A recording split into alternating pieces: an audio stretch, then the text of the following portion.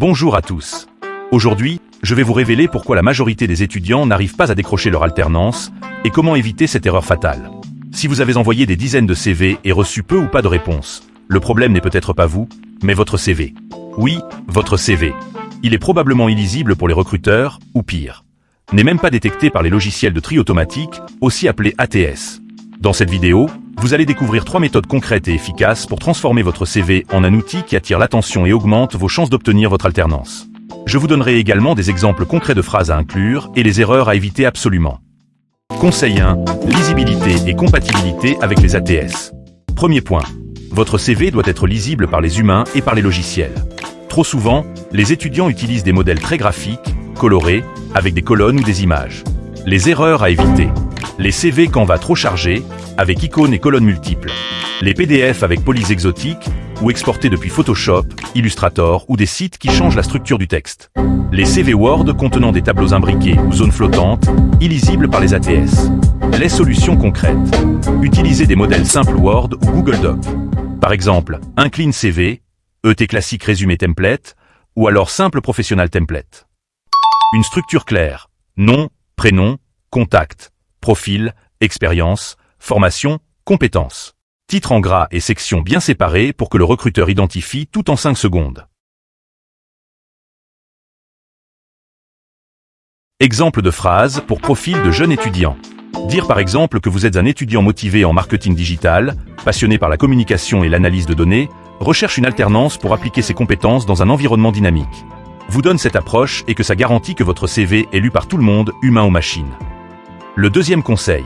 Valoriser ses expériences et compétences concrètes. Deuxième point. Vos expériences doivent parler d'elles-mêmes. Les recruteurs veulent savoir ce que vous avez accompli concrètement. Voilà des exemples de phrases. Pour un projet scolaire, création d'une campagne de communication digitale générant plus 15% d'engagement sur Instagram en 3 semaines. Pour un stage, participation à la gestion d'un portefeuille client de 50 comptes avec suivi et reporting hebdomadaire. Pour le bénévolat, organisation d'un événement caritatif rassemblant 200 participants, coordination d'une équipe de 10 bénévoles. Les mots-clés à intégrer pour passer les ATS. Gestion, coordination, analyse, optimisation, communication, digital, projet, résultat. Les erreurs à éviter. CV générique qui ne correspond à aucune entreprise. Chaque envoi doit être légèrement adapté. Évitez les phrases vagues. Du style « j'ai travaillé sur des projets variés ». C'est trop flou, ET inutile pour le recruteur. Même sans expérience professionnelle massive, vous pouvez valoriser projets scolaires, bénévolat ou réalisation personnelle en les chiffrant et en mettant l'impact concret. Pour le troisième conseil qui concerne la mise en forme stratégique et l'impact visuel. Je vais laisser cette partie pour Denise. Cette vieille folle a tellement poncé le sujet que j'en reviens toujours pas qu'elle a réussi à être contactée par plus de 6 alternances en moins d'une semaine. Je vous jure franchement, j'en suis jaloux. Bon, plus de sérieux. Pour le troisième point, l'apparence de votre CV doit aider la lecture, pas distraire. Une structure en une seule colonne.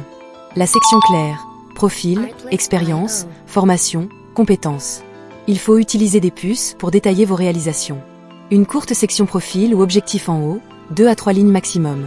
Par exemple, actuellement étudiant en BTS NDRC, je cherche une alternance pour développer mes compétences en relations clients et stratégie digitale et contribuer au succès d'une entreprise dynamique.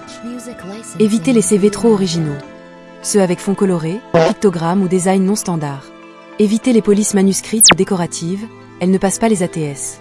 Avec une mise en page stratégique, vos compétences et expériences seront immédiatement visibles et vous multipliez vos chances d'être convoqué en entretien. Si vous appliquez franchement ces 3 conseils, votre CV sera déjà au-dessus de 90% des autres candidats. Vous pouvez le créer seul, en suivant ces méthodes, et maximiser vos chances d'obtenir votre alternance. Mais si vous êtes pressé, que vous voulez aller encore plus vite et être sûr de maximiser vos chances, j'ai créé pour vous des CV prêts à modifier dans mon guide Alternance Boost. Ces modèles sont optimisés pour les recruteurs et les ATS, et vous gagnerez un temps énorme. Le lien est dans la description. Vous pouvez également regarder mes autres vidéos pour apprendre à adapter et personnaliser vos CV pas à pas. Avec de la concentration et de la méthode, vous pouvez décrocher votre alternance, même sans guide. Mais si vous êtes pressé, ces modèles vous feront gagner des semaines de travail. À très vite pour plus de conseils sur ma chaîne.